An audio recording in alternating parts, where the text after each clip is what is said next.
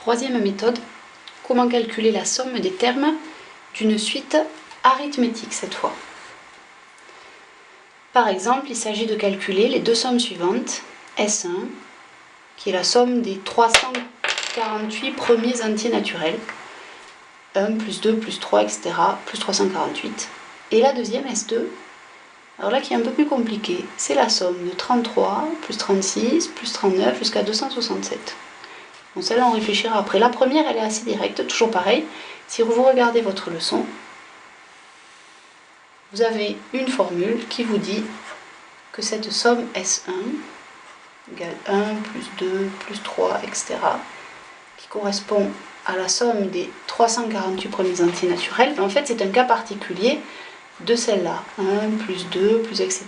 jusqu'à n, qui vaut n facteur de n plus 1 sur 2.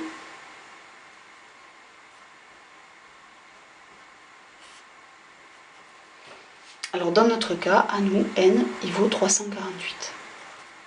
Donc notre somme S1, eh ben, elle vaut 348 facteur de 348 plus 1 sur 2.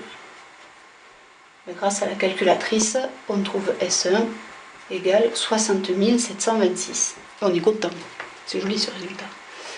Bon, alors S2 par contre, S2 c'est pas si évident que ça. Parce que S2 c'est pas une somme d'entiers consécutifs. Là, il y a 33, 36, 39, mais en fait si on regarde bien ces nombres, 33 c'est un multiple de 3. C'est 3 fois 11. Ah tiens, mais 36 c'est qui? Eh bien, c'est 3 fois 12. Et puis 39 c'est 3 fois 13, etc. etc. Donc ça veut vouloir dire que 267 c'est 3 fois quelque chose. Bah oui, c'est 3 fois 89. Non, je ne le sais pas de tête, non. Je fais le calcul. Bon, ah ben alors, 3 fois 11 plus 3 fois 12 plus etc. plus 3 fois 89, on peut factoriser le 3. 3 facteur de 11 plus 12 plus etc.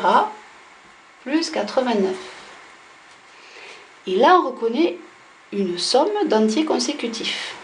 Le seul problème, c'est qu'on ne peut pas utiliser notre petite formule de tout à l'heure. Pour la simple et bonne raison que dans notre formule, notre somme, elle commençait à 1. Et là, elle commence à 11. Eh ben, c'est pas très grave en fait. Quand on fait la somme des nombres entiers de 11 à 89, ça veut dire qu'on a fait la somme des 89 premiers à laquelle on a enlevé la somme des 10 premiers. Si on veut, c'est 3 fois 1 plus 2 plus etc. plus 89. Seulement le 1 il est en trop. Le 2 aussi. Etc. Et puis le 10 aussi. Bon, et là on peut s'en sortir maintenant. Il me manque une parenthèse là. Alors on peut s'en sortir de la façon suivante. Ça c'est 3 fois. Alors ça, c'est la somme des 89 premiers entiers naturels. Alors toujours la même formule. Ça fait 89 fois 90 sur 2. Et puis ici, là, dans la parenthèse, on a la somme des 10 premiers entiers. Ben ça, c'est 10 fois 10 plus 1, c'est-à-dire 11, sur 2. Bon, on a la calculatrice, toujours pareil.